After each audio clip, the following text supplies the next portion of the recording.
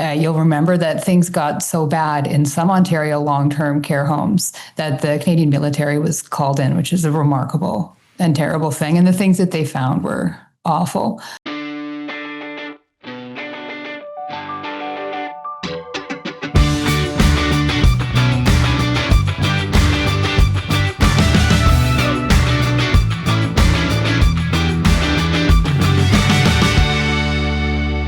Back on this Monday, the first day of December, 2025, with Michael Friscolanti, our editor-in-chief here at Village Media. I'm Scott Sexsmith. Derek Turner, also in the room, by the way, producing this evening's program. We talk a lot, and we talked about this last week, about healthcare on this program, and tonight's episode certainly no different. Yeah, when I look back at the list of episodes we've done since we officially launched, there have been a lot of healthcare ones, but it's because it's a big issue that people talk about. Today's no different. We're going to talk about the care that people are receiving at long-term care homes. Sort of the 10,000-foot version is that we knew from COVID that there were all kinds of problems. You remember just the horror stories coming out of long-term care homes during COVID, not just the fatalities, people dying, but just the conditions that people were reporting. And there was a brutal report done by the Canadian military that actually went in to help at some of these things, just talking about how bad it was. Yeah. And so the government announced changes, they legislated those changes, and they've been measuring those changes.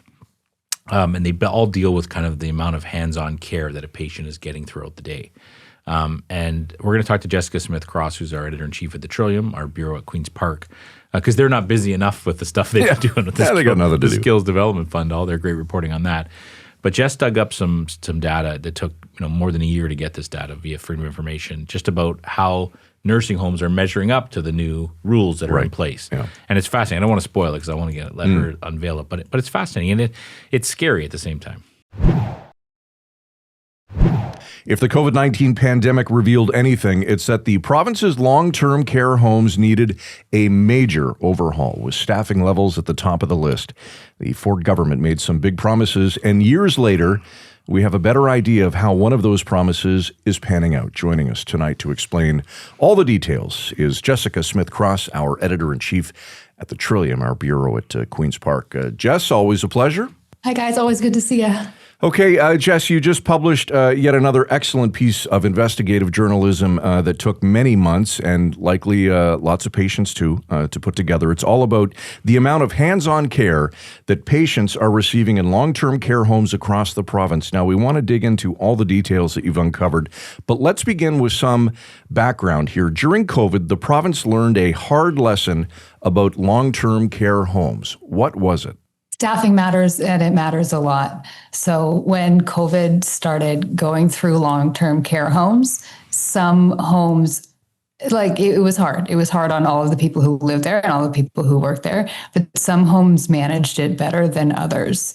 You'll remember that things got so bad in some Ontario long-term care homes that the Canadian military was called in, which is a remarkable and terrible thing. And the things that they found were awful.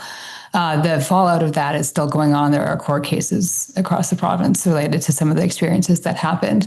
But what came out of it from the government's perspective was an acknowledgement that the staffing really does matter. And so the government promised that all long-term care homes would give residents an average of 4 hours of what they call hands-on care a day. And that they would fund them in order so that they can do that. So what that means is that in the long-term care home, there will be enough nurses and personal support workers specifically so that their working time equals 4 hours per resident per day. It's not like exactly every resident gets 4 hours. It's an average, and some residents have higher needs than others. Though in long-term care, the needs are pretty high, right? I see. Oh, so it's really like a division question. This is how many staff we have, this is how many patients we have, so it equals that they each get 4 hours. Okay, that's clear. Jess, the government has been releasing some data about the progress that homes are making on this front. How detailed is the data that they've been releasing? So the province has voluntarily been releasing like a province-wide average. So if you take all of the hours personal support workers and nurses work in the whole province's long-term care homes and divide them by the number of resident days or days any residents spend in any long-term care homes, this is how we're doing. Are we going to get the whole province to the 4 hours a day goal. And what that has said is the province did make its goal. It was a few months later than it planned to do, which was about a year ago. But it got there, and it has put in billions of dollars to increase the funding to pay for these staff to do that. But what the province had refused to do was release data on individual homes. So there are all kinds of long-term care homes in Ontario, and we knew that it would be not every home was making this goal. Some homes outperformed it, bringing up the average, and some homes didn't make it for lots of different kinds of reasons. So what I did was do a Freedom of Information Act request. This is where we can request documents from the government, pay some money, wait some time, and get them because they're public information.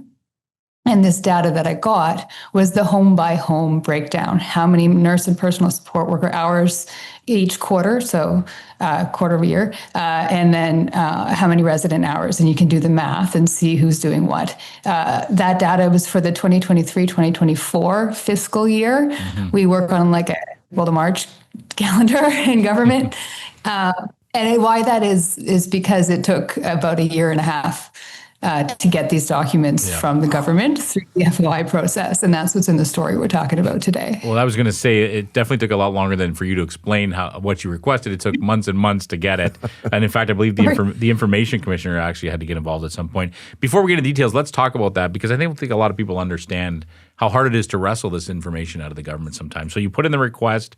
Why was it delayed for so long? It seemed like a couple of different reasons. The first, it went to the Ministry of Health, and they're slow. Mm-hmm. I don't know what I can say beyond it takes them longer than it takes most ministries to do these things. They have a lot of data, and they're slow.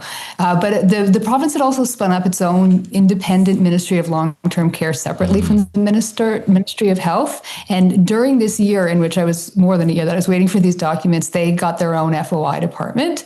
And then they got carriage of this thing. And they, to their credit, they contacted me. They got it going. And to the government's credit, it decided that, yes, this is public information that should be released according to the freedom of information laws that we have here. The civil servants make those determinations. Like, okay, we're going to release it to you. But a couple of, they call them third parties, but some of the long-term care homes or chains, and I don't know which ones, objected to the release, filed an appeal. That went to an information commissioner and was eventually dropped. And we have the data. Yes, yeah. Well, it's definitely, you're very patient. And I think your hunch obviously was right too, because when you received the data, it did show that some were doing very well and some were not doing so well. What struck you about the data? That it did mirror what we saw coming out of the pandemic. So when COVID hit, the province released a lot of data about COVID, right? Who got COVID, who died, and stuff like that. And they broke it down by long-term care homes. And so there was some academic research done that came to a couple of big conclusions. Homes that were owned by private companies, particularly some of the big ones, had fared not so well. So they had bigger outbreaks, more people had died. And homes that were older in their building and that had and fewer staff were some of the reasons that a risk factor for having a bigger outbreak. That's not to say this didn't happen in homes that were run by municipalities or nonprofits. It's just when it came down to it, the worst ones were generally concentrated in these for-profit chains, which I should probably explain to people because that sounds all a little bit confusing what the difference between a for-profit home and a nonprofit and a municipal home is. Yeah, sure. Yeah, we'll scratch that question off the list. Go ahead, yeah. Sorry. Just talking. There are three different ownership models. So you might find that your local municipality or region owns a long-term care home and runs a long-term care home, and some of your tax dollars would go to it and subsidize it. You might find, and this is what the data showed, that they spend more on staffing than if they didn't have the tax base helping it out a little bit. You can also have homes that are run by not-for-profit organizations. These can be religious or cultural groups that run homes catering to specific, seniors from specific religions or cultural affiliations, languages, and stuff like that. They tend to do fundraising to supplement their budgets as well. You can also have for-profit homes that are run as businesses, some of them private, some of them publicly traded, but for-profit businesses that do make a profit out of this. And all of these homes get the same funding from the province, with some differences that aren't dependent on their ownership. And they also charge the same things to residents. So they just make their business model work within that sort of rubric of government funding and that patients pay, which is regulated by the province. Interesting. So did your data show the same kind of thing? Say, for example, would for-profit homes have fewer staff in this data that you found? Yes. So to describe it, the ones at the very low end were all for profits. The ones with the lowest staffing that had missed the targets by the longest shots were for profit, and there was one chain in particular that was overrepresented. At the top end, the ones with a lot of staffing, there was a mix. So municipal, some independent for-profit and not-for-profit homes had managed their homes to have a lot of hands-on care for their residents. Your article makes a point of reminding folks too that these aren't just numbers on a page. We're talking about quality of life of these people. Can you speak to that, Jess? Yeah. So two of the people I talked to did a pretty good job of driving that home. So when you're in long-term care, you generally have a pretty high level of need. That's why you're there. And so what the lack of a lot of hands-on care time can mean is that you're maybe not turned in your bed as often as you should be and get like a bed sore, right? That's a pretty common problem in long-term care. And it takes manpower to make sure that people don't get those. And if they do, that they're treated.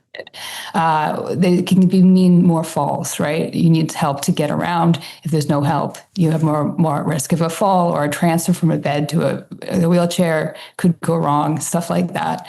And then one of the people I talked to was an MPP, but also a nurse who's worked in long-term care, said there's also just like the spending time, having conversations, making sure that the people who live in these homes have somebody to talk to when their family is able to visit, if, sometimes they aren't at all. A great point. What's fascinating about the piece too is, as you always do, there's a great graphic that goes with this. It's very searchable, that anybody can go onto the Trillium, no matter what community you live in, and search the homes in your area. You should maybe lie when I ask you this question, but you're so good at this stuff, Jess. But how much work do you have to put in to kind of create that for people to use that tool? You should say it takes weeks and weeks.